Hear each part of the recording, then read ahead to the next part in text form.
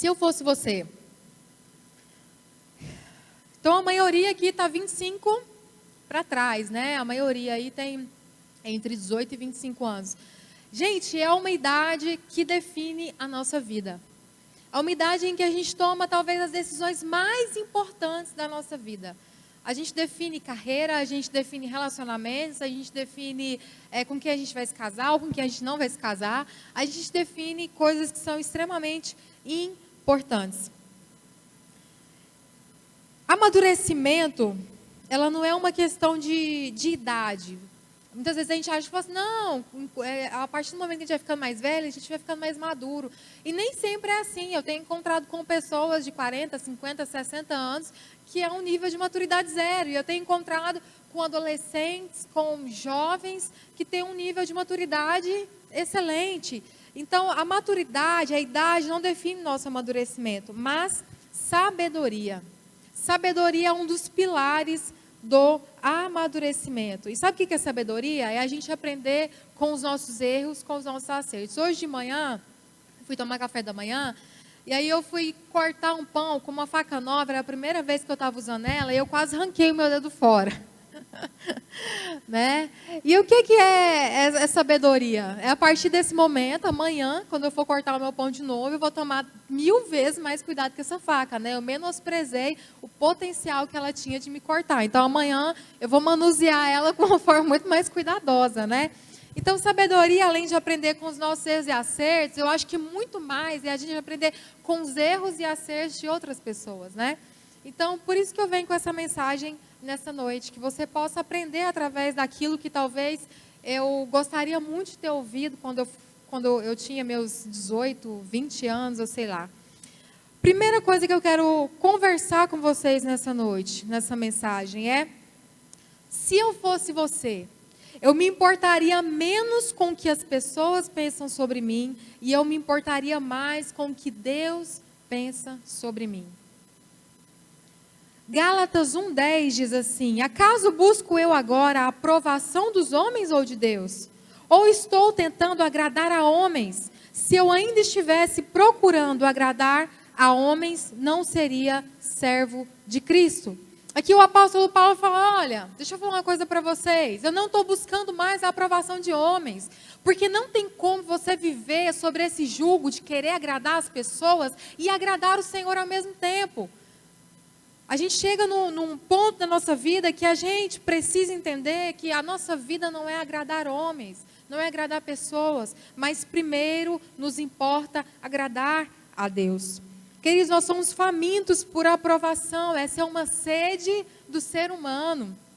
Nós somos famintos por aceitação. A gente busca pessoas, a gente busca relacionamentos, grupos, lugares em que a gente encontre aceitação, aprovação, validação das pessoas à nossa volta. É interessante que primeiro isso acontece na nossa infância, né? Eu tenho uma filha de 4 anos e tudo que ela faz, ela olha para mim.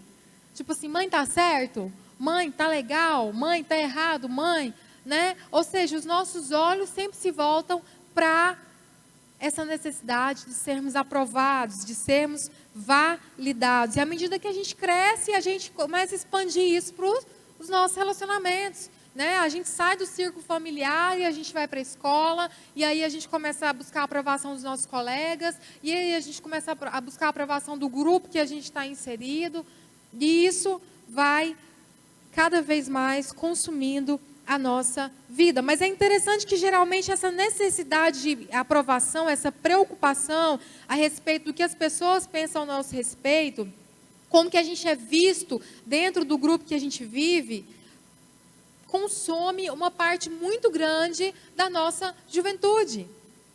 Muitas vezes as roupas que a gente veste, as palavras que a gente usa para conversar, os lugares que a gente vai, que a gente frequenta, na maior parte das vezes, você talvez não perceba isso conscientemente, às vezes até um processo inconsciente, mas geralmente é influenciado por esse pensamento. O que vão pensar de mim? As nossas atitudes, muitas vezes, são permeadas por isso. O que vão pensar de mim? O que vão pensar de mim? Muitas vezes a gente se equivoca, toma atitudes equivocadas na nossa vida, simplesmente por essa pressão, motivados por essa pressão e por essa preocupação. O que vão pensar sobre mim, sobre a minha imagem, sobre a minha aparência? O que as pessoas estão pensando sobre mim? E no final das contas, gente, de acordo com o tempo que a gente vai amadurecendo, a gente vê que foi uma perda de tempo a gente se preocupar tanto tempo com a opinião das pessoas. Quantas coisas a gente deixa de fazer, a gente deixa de viver, que são coisas muitas vezes que Deus está nos impulsionando a fazer, a viver, mas aí você pensa, mas eu vou ficar muito diferente, né? Eu vou me destacar muito aqui no meio do meu círculo, né? De pessoas com quem eu convivo.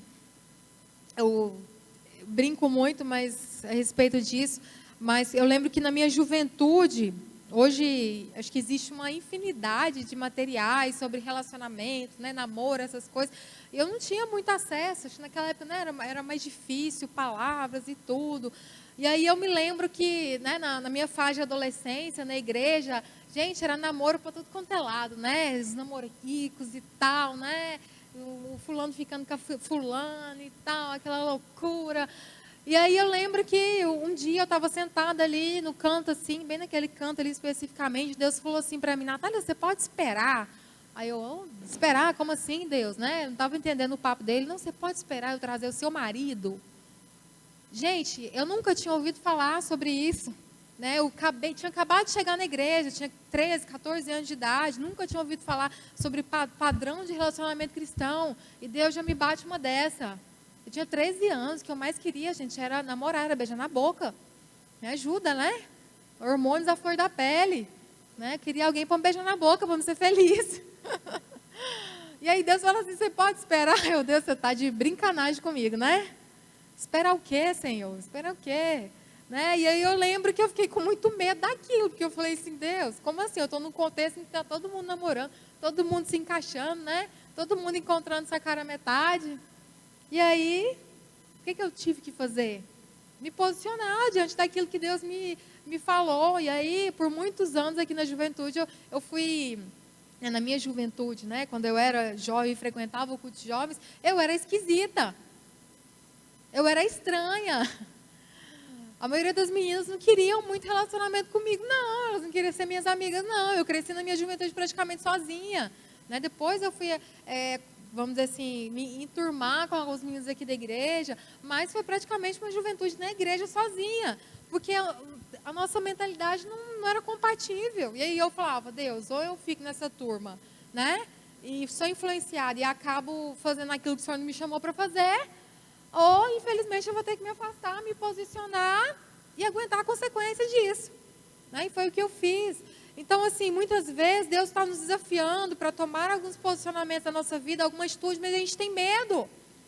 Medo do que a minha família vai pensar. Minha família mesmo pensava, ou a Natália, ela vai ser freira, não sei, né? Eles não sabiam que se existia isso dentro da igreja evangélica, ou, não sei, essa menina tem algum problema, né? Porque todo mundo trazia um namoradinho, né? Nas reuniões de família, eu nada. Alguma coisa está errada com essa menina, né? Era o que eles pensavam. Então, gente, mas mesmo assim, né? Essa situação específica, mas em tantas outras situações eu fiquei tão presa naquilo que as pessoas iam falar, naquilo que as pessoas iam pensar. E se eu pudesse dar um conselho essa noite, viva aquilo que Deus te chamou para fazer. Viva aquilo que Deus está te chamando para viver. Ouça mais o conselho do Senhor sobre a sua vida e ouça menos o conselho das pessoas. Não se prenda àquilo que as pessoas vão pensar sobre você. Eles querem pintar o seu cabelo de rosa choque, seja feliz. Pinta seu cabelo de rosa choque. Né? Pelo menos faz isso na juventude, né? Porque tem essa desculpa. Porque depois eu vou tentar fazer umas loucuras aí, velha, e vai ficar feio para mim. Então tinha umas loucuras que eu tinha que ter feito, era na juventude mesmo, meus 15, 16, 18 anos. Então pense menos naquilo que as pessoas pensam a seu respeito. Muitas vezes a gente se prende muito mais a isso do que aquilo que o Senhor pensa ao seu respeito. Quais são os planos do Senhor para a nossa vida? Se atente mais a isso. É interessante que em 1 Samuel 15... tem a história do rei Saul, e depois você pode abrir lá, ver na sua Bíblia, todo o capítulo de 1 Samuel 15, E a gente vê a história da queda do rei Saul. Saul foi um homem que Deus chamou para ser usado por Deus ali, para ser o rei de Israel, e ele perdeu o reinado. Né? Samuel falou para ele, o Senhor está rasgando, assim como ele rasga essa veste, ele está passando o reinado de você. Mas como é que uma pessoa perde o propósito do Senhor para a vida dela desse jeito? Como é que Saul perdeu? Porque Saul se preocupou mais com a opinião das pessoas do que com a opinião do Senhor. É interessante que a gente vê uma história de desobediência. Lá em 1 Samuel 15, 24, ele diz assim, pequei para Samuel.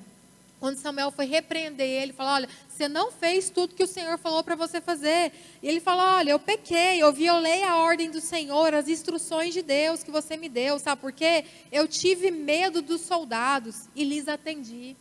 O Senhor mandou Saul exterminar tudo que fosse dos amalequitas. Pessoas, bens, ele falou, não pegue nada, não traga nada, porque era comum naquela época os despojos da guerra, né? Os soldados separarem aquilo melhor, os melhores bois, as melhores joias, a riqueza daquele povo e trazer para si. E Deus falou para Saul, Saul agora é diferente, não pegue nada que for dos amalequitas. E aí os soldados começaram, né, imagina, pressionar Saul. Saul, você viu aqueles bois? Saul ia dar um churrascão para nós, Saul. Pelo amor de Deus, para que deixar esses bois morrer lá, Saul? Vamos levar. E aí ele se sentiu pressionado entre agradar a Deus, agradar aos homens, e ele perdeu o reinado, porque ele preferiu agradar aos homens. 1 Samuel 15, 30. É interessante que depois disso, que Samuel fala, olha, você não é mais rei, acabou, Deus já levantou outra pessoa, Deus já ungiu outra pessoa para ser rei de Israel. Ele fala assim, puxa, mas então vamos lá comigo, né? Ele fala lá, ó, pequei, mas honra-me perante as autoridades do meu povo e perante Israel. Volta comigo para que eu possa adorar o Senhor. Ele falou, olha, eu sei que Deus não está mais comigo, mas vamos lá, né, naquela época para o templo comigo, para mostrar que você está comigo, que o Senhor ainda está comigo. Ou seja, vamos manter as aparências. Vamos mostrar para o povo que o negócio está normal, que está tudo tranquilo, apesar de que você falou que eu não sou mais rei, que Deus levantou alguém melhor do que eu. Ou seja, a todo momento Saul estava preocupado com aquilo que as pessoas estavam pensando dele. Eu quero dizer nessa noite que se você continuar preocupado apenas com aquilo que as pessoas estão pensando de você, das atitudes que você tomou da sua vida, talvez você nunca vai alcançar o propósito do Senhor para a sua vida. Então aproveite enquanto você é jovem, enquanto há tempo para que você possa fazer aquilo que o Senhor te chamou para fazer. E se preocupe mais em ouvir a voz do Senhor, em cumprir aquilo que o Senhor deseja que você faça, amém? Se preocupa mais com o seu caráter, menos com a sua reputação. Se preocupa mais com aquilo que o Senhor está falando sobre você e menos com aquilo que as pessoas estão falando sobre você. Eu tenho certeza que essa é uma das receitas para o sucesso. Sabe por quê? Porque às vezes você fica com medo daquilo que as pessoas vão pensar de você. Ah, eu não vou fazer nada. E aí as pessoas falam, mas ele não faz nada. E aí de repente você resolve tomar uma atitude, um posicionamento, seja na sua vida espiritual, emocional, profissional. E aí o povo fala, ah, não, lá, está querendo aparecer. Gente, de qualquer jeito o povo vai falar da gente. De qualquer jeito. Então entenda que não é a voz das pessoas que nos direcionam, mas a voz do Senhor que precisa nos direcionar. Então, se eu fosse você, sabe o que eu faria? Me importaria menos com o que as pessoas pensam sobre mim e me importaria mais com o que o Senhor pensa sobre mim. Quanto tempo você tem gastado no seu dia? Quantas horas você tem gastado na presença do Senhor e falando, Deus, o que o Senhor quer de mim? O que o Senhor pensa? Quais são os pensamentos que o Senhor tem ao meu respeito? Isso sim vai fazer diferença na sua vida. Amém? Segundo lugar, sabe o que eu faria?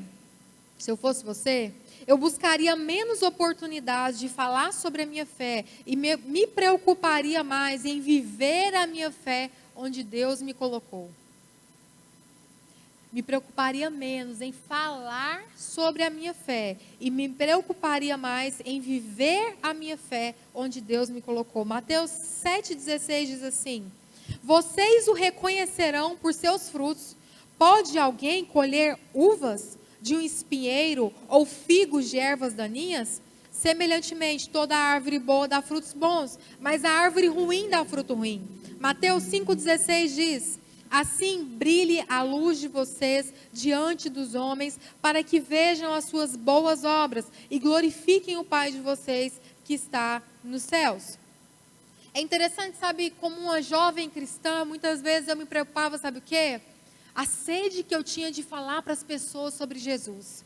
Né? Na minha época de escola, eu conheci Jesus, eu tinha 14 anos de idade, me converti. Então, foi no início da minha adolescência e eu pensava, meu Deus, essas pessoas têm que experimentar o que eu estou experimentando, essa transformação, essa coisa boa que é viver com Jesus. E aí eu entrei na minha faculdade, eu falava, meu Deus, nesse antro aqui de perdição, eu tenho que falar para as pessoas que existe um Deus, que existe um Salvador. E muitas vezes eu me angustiava com isso.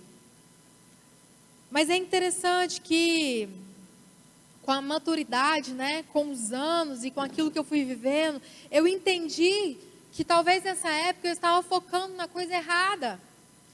Porque a gente quer falar, a gente quer uma oportunidade de falar, a gente quer uma oportunidade de falar, a gente quer uma oportunidade de alguma forma expressar, né? Muitas vezes com a nossa língua, com a nossa boca, a gente quer uma oportunidade de pregar, né? Muitas vezes os ministros que estão aqui ministrando, né? Você que canta e você fala, meu Deus, quando é que eu vou cantar para multidões, né? Que eu não vou cantar só nesse culto de jovens, quando é que eu vou tocar para multidões, que eu vou ser reconhecido, que o Brasil, que o mundo vai ver o meu talento, quando é que eu vou pregar? E muitas vezes nós estamos preocupados com isso durante a nossa juventude, como jovens cristãos, né? Em falar de Jesus para a nossa família que não conhece Jesus, em falar para os meus colegas de faculdade, para os meus colegas de trabalho.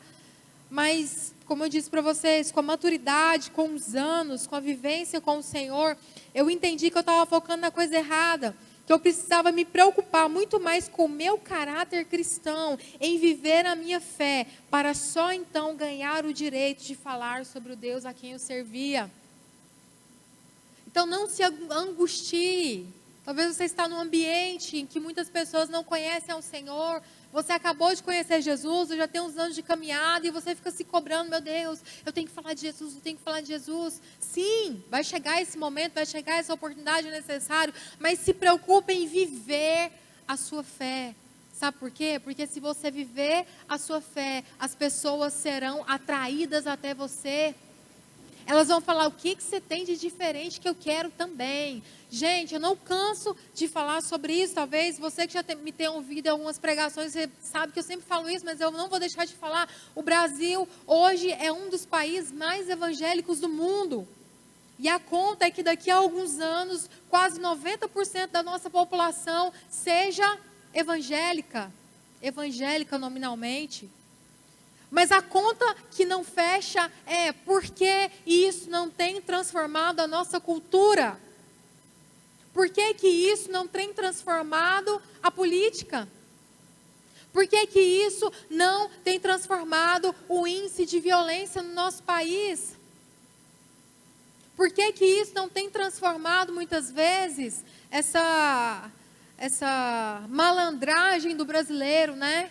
Dentro da nossa cultura? O tal do jeitinho brasileiro. Por que isso não tem transformado as pessoas que, quando estão numa fila, querem cortar a fila? Por que esse tanto de evangélico, esse tanto de gente que está frequentando a igreja não tem feito diferença? Não tem fedido e nem cheirado, como diz a expressão? Porque muitas vezes nós estamos só frequentando o culto, saindo, entrando, sentando nosso bumbum nessa cadeirinha, às vezes abrindo nossa Bíblia em casa, ou não, ouvindo umas palavrinhas no YouTube, mas a gente não tem se importado em ter o nosso caráter transformado, para que isso transforme os ambientes aonde a gente está, transforme o posicionamento aonde nós estamos.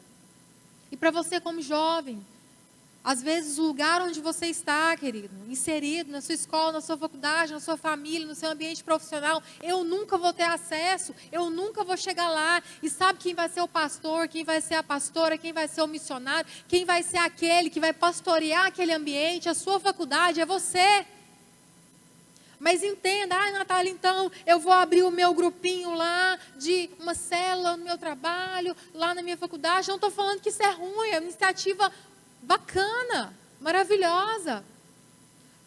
Mas muitas vezes o resultado desse tipo de trabalho não é tão efetivo como o resultado de cristãos de verdade, de jovens que estão vivendo o evangelho, muitas vezes sem abrir a sua boca. A gente muitas vezes quer ganhar o direito de falar para as pessoas sobre a nossa fé, mas elas não estão enxergando Jesus através de nós. Não adianta, a conta não vai fechar. A gente nunca vai ganhar o direito de falar de Jesus para elas. O nosso discurso vai ser um discurso vazio. Queridos, as nossas famílias têm que exalar Jesus, as pessoas têm que olhar para o nosso casamento, têm que olhar para os nossos relacionamentos, têm que olhar para a forma como nós tratamos o esposo, a esposa, os filhos, os pais, e falar, eu quero isso para mim. Eu quero uma família dessa na minha vida. As pessoas têm que trabalhar ao nosso lado, têm que ver o nosso caráter, que nós somos direitos com as coisas que nós fazemos, que nós não somos preguiçosos como os outros empregados que trabalham e falam assim, cara, alguma coisa você tem de diferente. Não sei se você já viu essa experiência de alguém falar para você, falar assim, olha, não sei o que você tem, mas você tem uma coisa diferente. Não esqueça disso, uma vez eu estava passeando em algum lugar, não sei se em Pirinópolis, assim, e esses ambientes ripongas, né? E aí a mulher parou lá, olhou para mim e falou, cara, você tem uma aura diferente. Você tem um negócio diferente, a sua aura brilha. Aí eu falei, eu sei por que minha aura brilha, né? Porque nós temos o Espírito Santo de Deus. Então eu quero dizer para você, deixe Jesus fazer diferença na sua vida. Não se preocupa muito com cargos, com posições que você vai ocupar, não. Se preocupa em viver o Evangelho, o genuíno Evangelho do Senhor. Queridos, isso vai atrair as pessoas até você. Não tem jeito. Não tem como. Eu vivi uma experiência no meu trabalho. Eu fiquei 9 anos trabalhando numa empresa. 9 anos trabalhando na mesma empresa. Eu não esqueço, convivendo com a pessoa diariamente. Eu nunca preguei para ela. Eu nunca falei para ela assim, vamos na minha igreja. Nunca tinha falado isso para ela. Mas estava com ela todos os dias. Era uma pessoa que trabalhava comigo na minha sala. E eu não esqueço que um dia essa pessoa virou para mim e falou assim, como que é esse negócio de servir Jesus? Eu nunca tinha comentado com ela que eu era crente. Mas através do meu procedimento ela foi vendo. Não que eu sou perfeita, tenho muitos defeitos. Mas ela foi vendo a minha vida. E um dia ela perguntou para mim, fala para mim mais que esse negócio de Jesus. E aí eu falei para ela, eu expliquei o plano da salvação para ela. Eu falei, olha, você tem que entender que nós somos pecadores, nós precisamos de arrependimento e tal. Em 5 minutos, falei de Jesus para a mulher. Gente, Deus fez uma obra extraordinária na vida daquela mulher.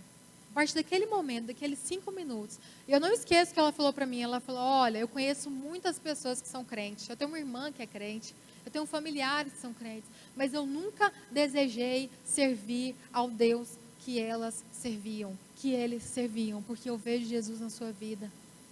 Eu não falo isso para minha glória, para que eu seja glorificada. Deus sabe no meu coração dos meus defeitos, querido. Mas eu falo isso porque eu quero dizer para você que existe poder em você viver o Evangelho.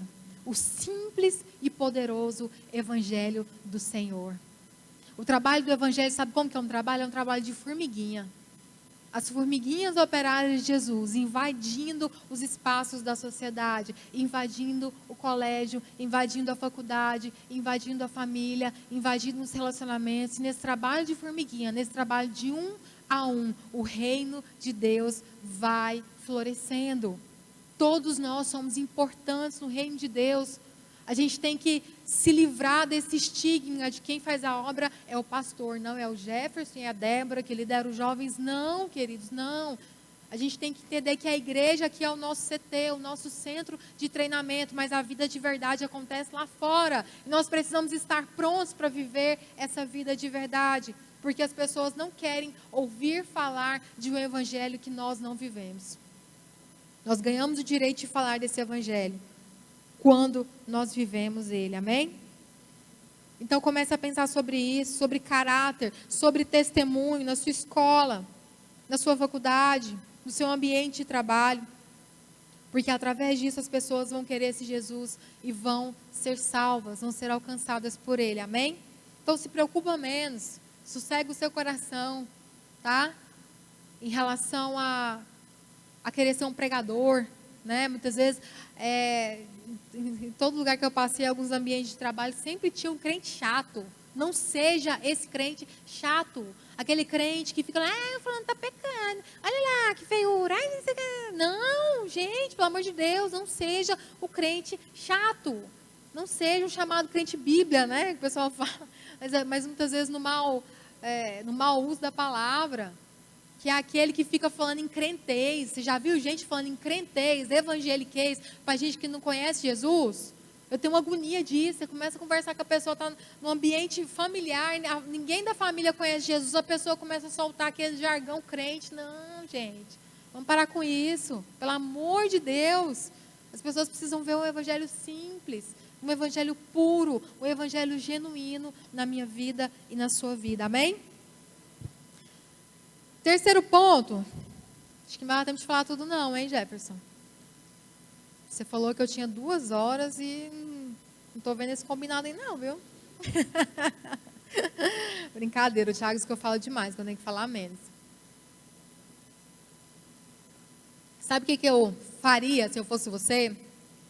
Eu ficaria menos ansiosa com a minha vida romântica e gastaria mais tempo trabalhando na minha vida as qualidades que faria de mim uma pessoa mais interessante.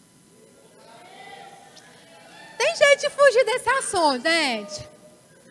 Juventude, igual eu falei pra vocês, né? Eu tinha 13 para 14 anos, o que eu queria na minha vida? Gente, eu queria beijar na boca.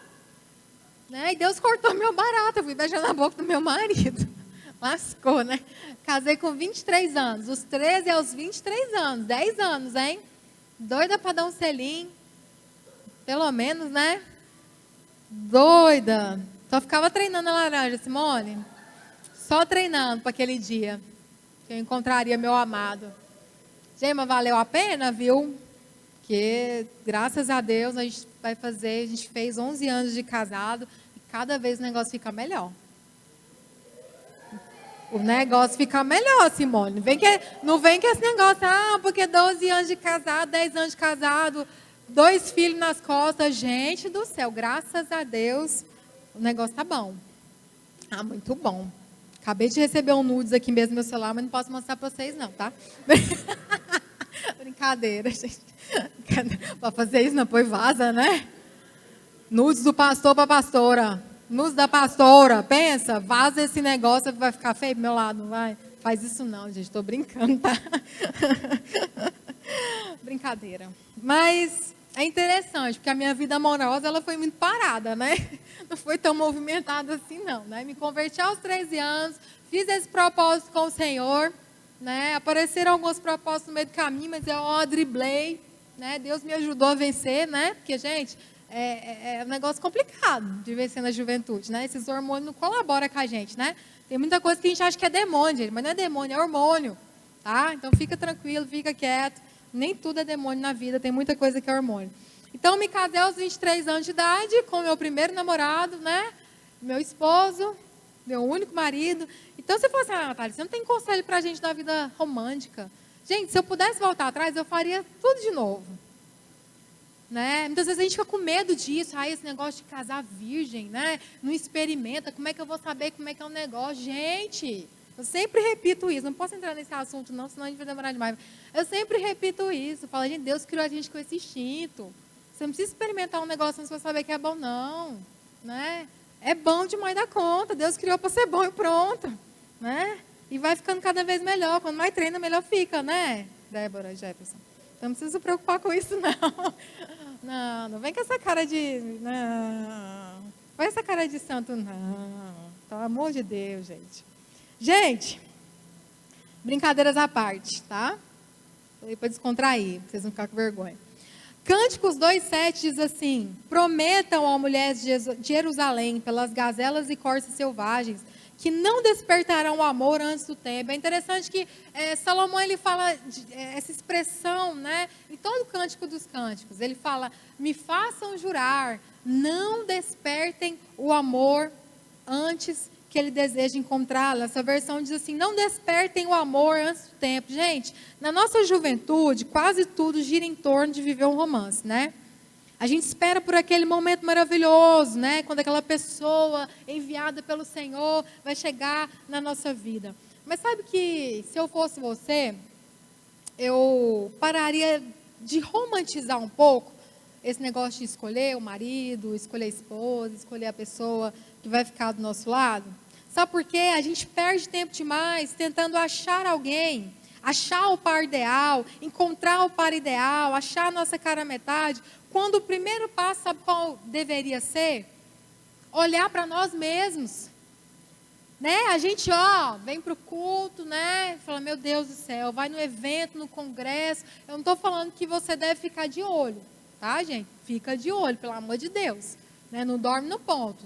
Não acha que o enviado, a enviada vai vir com um laço, né, embrulhado no presente, tocar a campainha na sua porta e chegar lá, não. Você tem que estar esperto, né?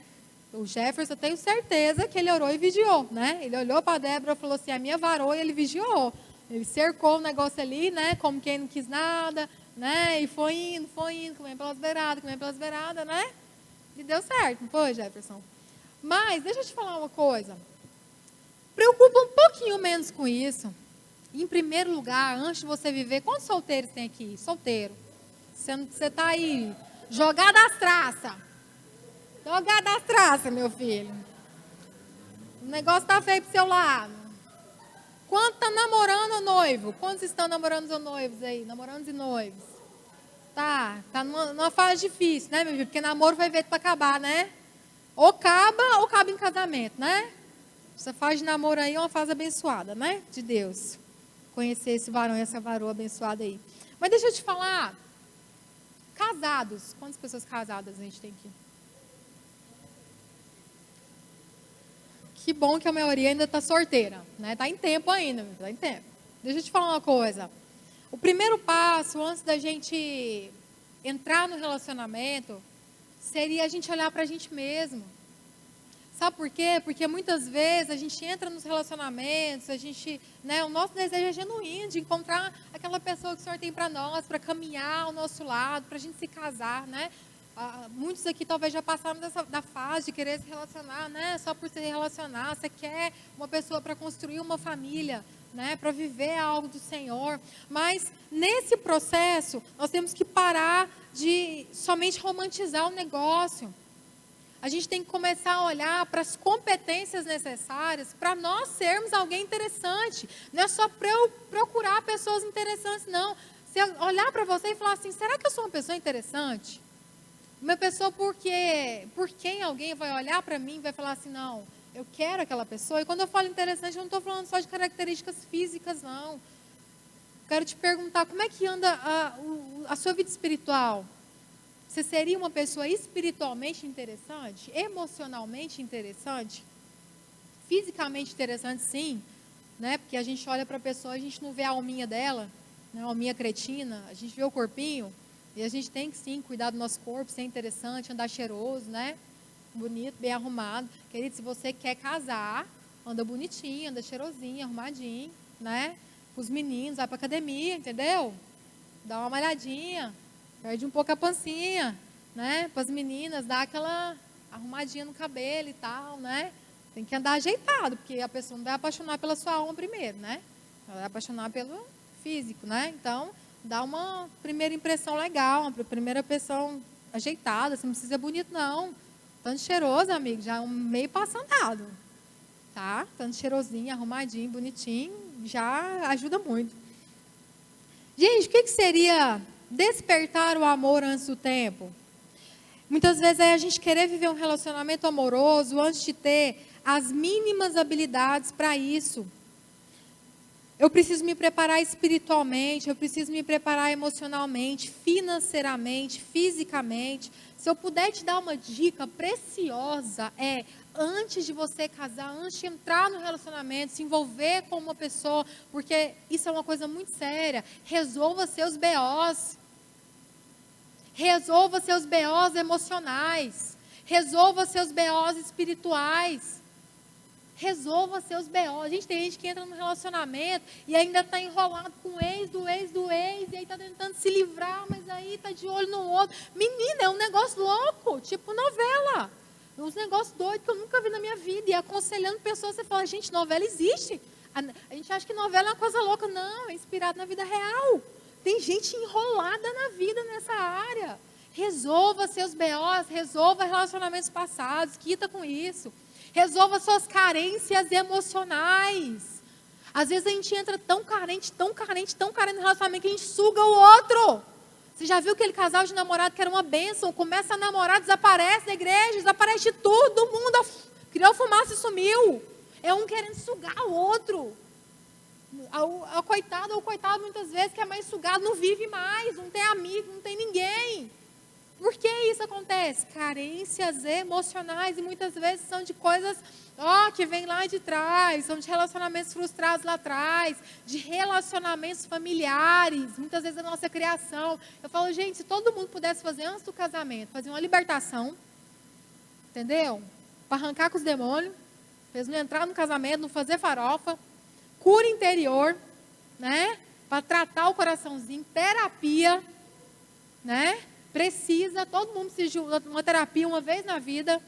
E antes de casar, é formidável para você se resolver com o seu passado. Gente, quem é casado sabe disso. Como isso contribui no nosso relacionamento, no fracasso ou no sucesso do nosso casamento. Aquilo que a gente trouxe de bagagem lá atrás. Então, se eu tenho uma coisa para dizer para você nessa noite, resolva seus BOs, se torne uma pessoa interessante. Sabe aquele negócio que o povo fala, aquele clichê? Cuide do jardim para que as borboletas venham. Gente, isso é verdade. Isso é verdade na nossa vida. Cuida de você. Que no momento certo, Deus vai colocar aquela pessoa maravilhosa na sua frente. Você vai saber distinguir isso, ela vai saber distinguir isso. Por quê? Porque nós precisamos estar bem resolvidos. Na maioria das vezes, os relacionamentos são fracassados, principalmente relacionamentos amorosos, porque a gente entra no relacionamento imaturo, a gente entra no relacionamento com a bagagem errada, mal resolvida, a gente não sabe qual é o nosso papel. Você fala que quer casar, quantos livros sobre casamento você já leu? Cristão. Quantos cursos você já fez? Que vai te dar uma bagagem sobre isso.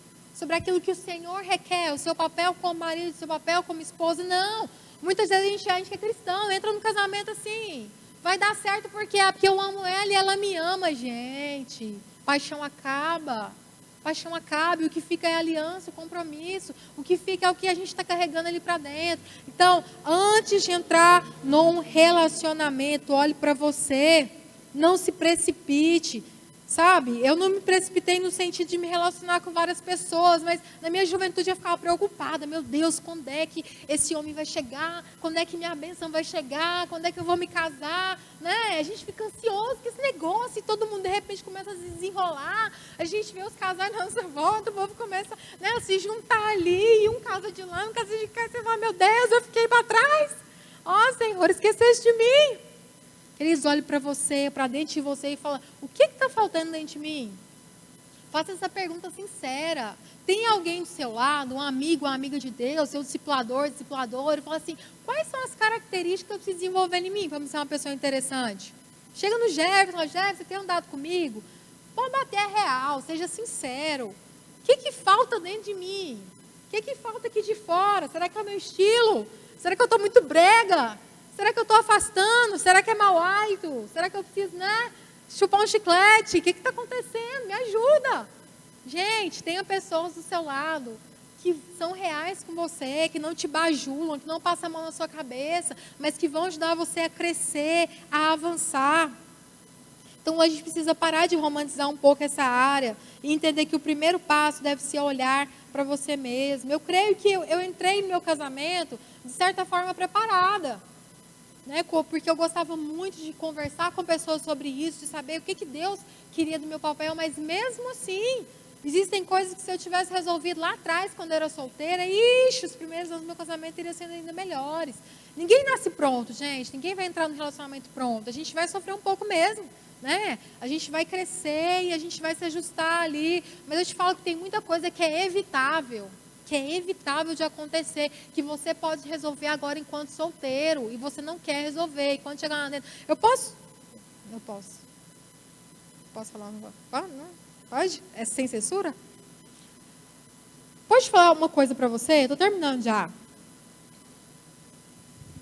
Uma coisa que eu, como pastora, tenho visto, tenho aconselhado casais, tenho visto demais.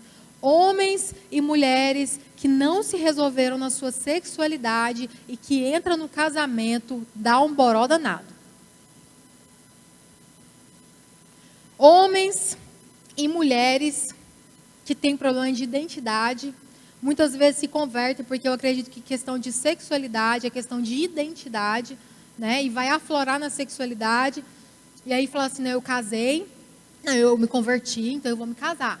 E o rapaz casa com a moça. E aí lá dentro do casamento, o rapaz fala assim, eu acho que eu gosto de homem. Ou a menina, eu acho que eu gosto de menina. E aí esse negócio dá um boró danado. Deixa eu te falar uma coisa, se resolva dentro da sua identidade, daquilo que você é. Não case achando que você vai livrar desse tipo de desejo, desse tipo de sentimento, que você vai estragar a sua vida e vai estragar a vida de outra pessoa. Se resolva enquanto solteiro. Sabe outra coisa que eu tenho visto muito também? Homens e mulheres que não se resolvem com a pornografia e levam ela para dentro do casamento. Sabe qual é o pensamento, principalmente dos homens? Olha, eu vejo pornografia e eu faço esse negócio aqui, entendeu? 4 contra 1, 5 contra 1, na verdade. Porque eu não tenho uma menina, eu não tenho minha esposa, entendeu?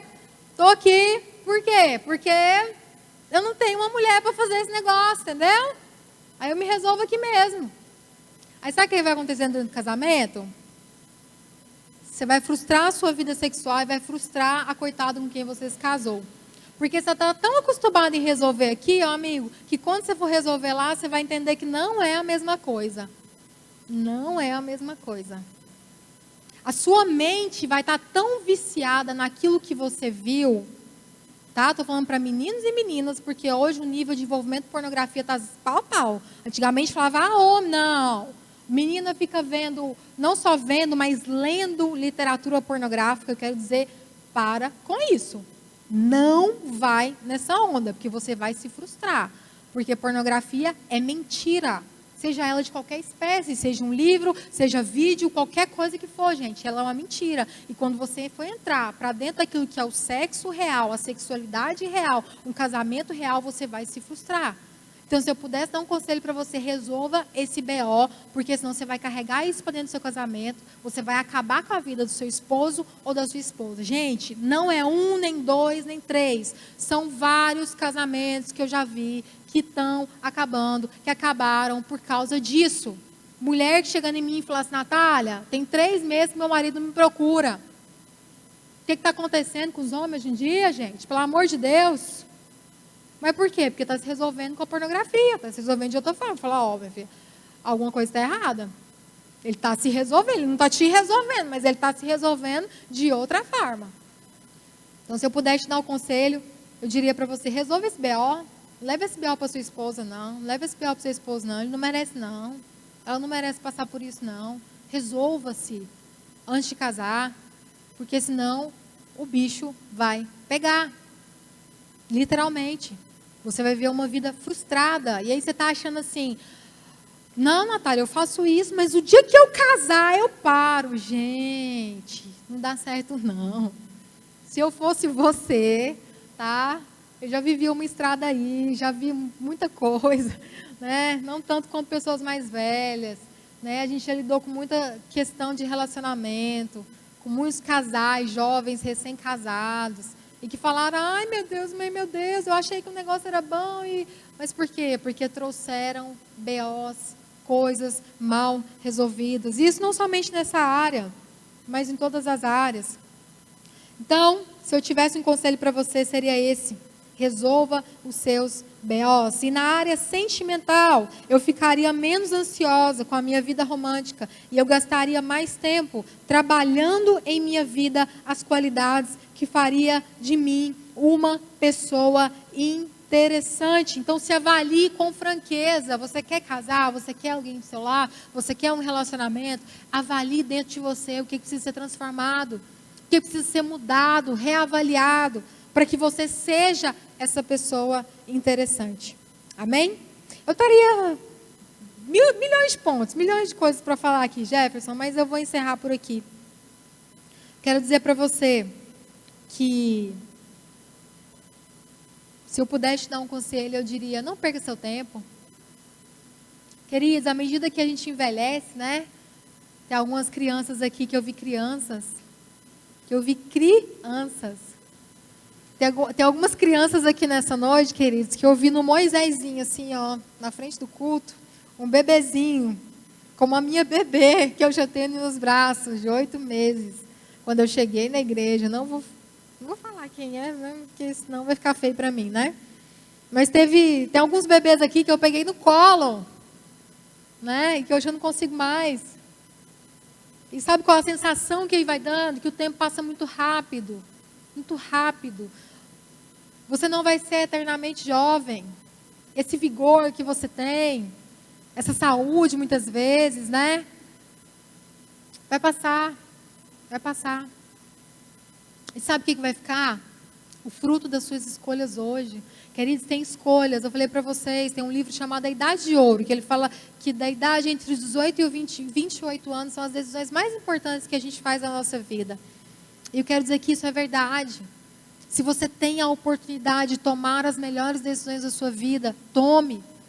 Comece a se avaliar o projeto de Deus para a sua vida, o propósito do Senhor para a sua vida. Se alinhe. Muitas vezes a gente sabe o que Deus requer de nós. A gente sabe aquilo que a gente está fugindo de obedecer. E a gente continua fugindo. Achando que a gente vai ter a vida inteira. Eu vou ter a vida inteira para me arrepender. Eu vou ter a vida inteira para me encaixar no propósito que o Senhor tem para a minha vida. Não, queridos, o tempo passa tão rápido. Tão rápido. Daqui a alguns dias, vai ser você aqui em cima, dando conselho para os jovens. Igual eu estou fazendo nessa noite. Alguns dias atrás, para mim dias, eu estava aqui embaixo, sendo uma jovem como você, uma adolescente, solteira, cheia de sonhos na cabeça, cheia de planos, ansiosa por aquilo que o Senhor ia fazer na minha vida. E hoje eu vivo em muitas áreas da minha vida o fruto de pequenas escolhas que eu tomei na minha juventude, na idade que você está. Não desperdice o seu tempo.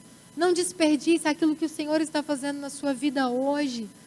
Viva uma vida com Deus. Cultive um relacionamento com o Senhor. Pare de se importar com o que as pessoas pensam, deixa de pensar da sua vida. Se posicione naquilo que o Senhor está pedindo da sua vida, queridos. Seja uma pessoa interessante. Se você quer achar alguém interessante, comece a avaliar o que precisa ser transformado, o que precisa ser mudado dentro de você. Francis Chan, ele tem uma frase que diz assim: o maior fracasso é ser bem-sucedido em algo que não importa.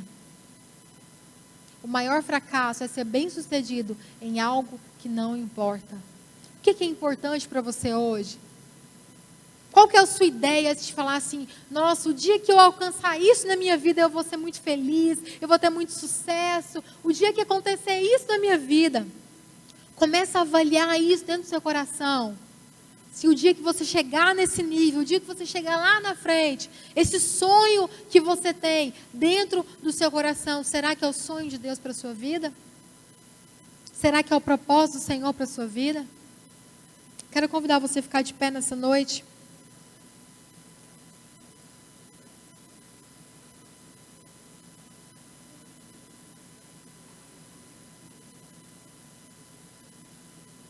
Comece a viver, queridos, o evangelho simples, puro, genuíno do Senhor para a sua vida. E você vai ver o quão poderoso é isso.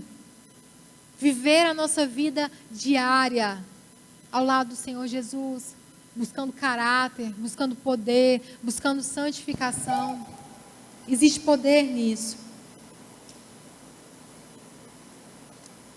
Algo que eu queria deixar para você nessa noite é que a gente vive uma geração em que nós somos muito preocupados com o propósito, né? Você que é jovem, fala, mas qual é o meu propósito? Qual é o meu propósito?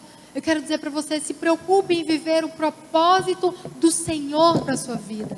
Não o seu propósito. Não aquilo que você acha que é bom para você. Cultive um relacionamento com o Senhor e comece a falar: Deus, o que o Senhor requer de mim? Qual que é o propósito do Senhor para a minha vida? Quais são os sonhos do Senhor para a minha vida? E eu tenho certeza que Ele não vai deixar você sem resposta. Eu tenho certeza, porque o nosso Deus é um Deus que anseia por corações quebrantados e contritos. Eu quero dizer para você que talvez, mesmo agora na sua juventude, você sendo tão jovem, você olha para trás e fala: ai, Natália, não sei. Eu já errei tanto. Eu já pisei tanto na bola com o Senhor. Muitas vezes eu tenho pouca idade, mas eu já fiz coisas das quais eu me arrependo. Eu quero dizer para você que no Senhor sempre existe uma segunda chance. Sempre vai existir uma segunda chance. Seja você 10, 20, 30, 40, 50, 100 anos, no Senhor sempre vai existir uma chance de começar de novo. Uma chance de se arrepender, uma chance de viver os sonhos do Senhor para a sua vida. Acredite nisso. Se você está aqui nessa noite, é porque o Senhor te ama. É porque o Senhor não desistiu de você. Você pode estar achando: ah, Natália, eu acho que Deus já desistiu de mim. Dou muito trabalho para Ele. Não. O Senhor não desiste de mim. O Senhor não desiste de você. Ele tem coisas maiores. Ele tem coisas melhores, queridos. Você ainda vai viver os melhores anos da sua vida. Você ainda vai viver o melhor do Senhor para a sua vida. O nosso Senhor é um Deus que reescreve a nossa história. Você pode olhar para trás, para o seu passado, para a sua família. Talvez veja uma história de derrota, uma história de fracasso. Eu quero dizer que o Senhor tem um novo, algo novo do Senhor, algo novo dele para a sua vida. O Senhor restaura todas as coisas. Não há nada impossível para o nosso Deus. Não há nada impossível para o nosso Deus. A palavra do Senhor diz: se hoje, o tempo é hoje, vocês escutarem a voz da salvação, a voz do Senhor, se rendam diante dele, no tempo que se chama hoje. Muitas vezes nós vivemos a nossa juventude como se nós nunca fôssemos morrer, como se nós fôssemos eternamente jovens, como se ainda desse tempo. Queridos, a palavra do Senhor diz isso, naquela parábola em que aquele homem falou: olha, eu vou enriquecer, eu vou juntar aqui muitas coisas, muitos bens aqui no meu celeiro. Depois eu vou sentar e só vou desfrutar daquilo que o Senhor fez, da minha abundância, da minha riqueza. E o Senhor diz para ele: louco, essa noite pedirão a sua alma. E o que você tem preparado? Queridos, o Senhor tem sempre uma segunda chance. O Senhor não é um Deus que leva em conta os nossos erros. Mas eu quero dizer para você que a gente não vai ter todo o tempo do mundo. Você não vai ser eternamente jovem. Você não tem todo o tempo do mundo para errar. Se o Senhor está chamando você ao arrependimento nesses dias, está chamando você a alinhar a sua vida nesses dias, à obediência, queridos. Nesse tempo que se chama hoje, se renda a Ele, se renda ao propósito dEle. Oh, Espírito Santo de Deus, eu sei nessa noite, Deus, que as minhas palavras são vãs se não for o Senhor, se não for o Espírito Santo do Senhor agindo nas nossas vidas, nos convencendo do pecado, nos convencendo do juízo, nos convencendo do amor do Senhor. Espírito Santo, que nessa noite o Senhor marque a vida de cada um desses jovens com esse amor, com esse amor, com esse amor. Se há dúvidas do amor do Senhor, do propósito do Senhor na vida de cada um deles, que o Senhor renove os sonhos do Senhor na vida dos teus filhos nessa noite, Espírito Santo de Deus. Ah, Deus, eu quero declarar que os melhores dias ainda virão na vida de cada um desses jovens que estão aqui nessa noite. O Senhor não leva em conta o nosso tempo de ignorância. O Senhor não leva em conta os nossos pecados que já foram perdoados, que já foram confessados, queridos.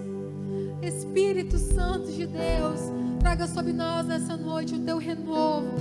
Traga sobre nós essa noite uma santa expectativa daquilo que ainda será no futuro de cada um desses jovens. Oh, Espírito Santo. Espírito Santo de Deus. Preciso do teu perdão. Preciso de ti.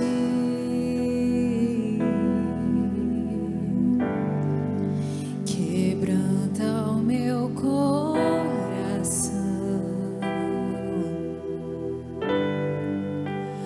como a corça anseia por águas, assim tenho sede.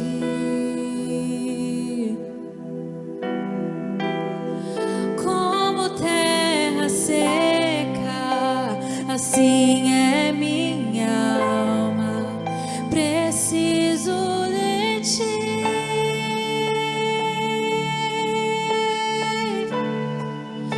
Distante de ti, Senhor, não posso viver, não vale a pena existir. Escuta o meu clamor.